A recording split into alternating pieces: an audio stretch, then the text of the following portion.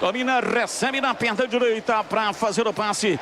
Pela direita, domina Marcos Rocha, meteu o pé direito, inverteu do outro lado, lá pela esquerda, Piquerez, o cruzamento na área, toque de cabeça.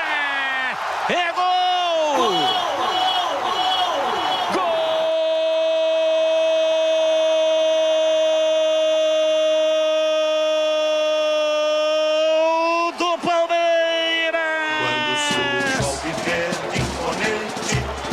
No gramado em que a luta o aguarda.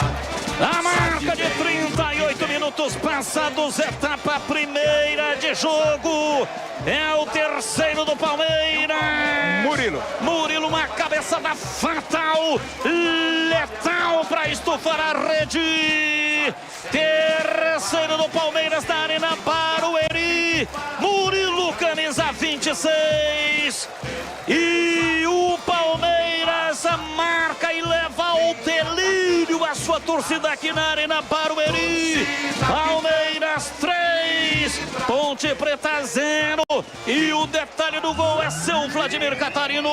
Palmeiras é mortal nesta jogada aérea, né? Quase que um replay do primeiro gol, gol do Flaco Lopes. O cruzamento do Piquerez buscou a cabeça do Murilo, que subiu mais do que a zaga da Ponte e colocou no fundo das redes. Terceiro gol do Verdão, Murilo, 3-0 Palmeiras.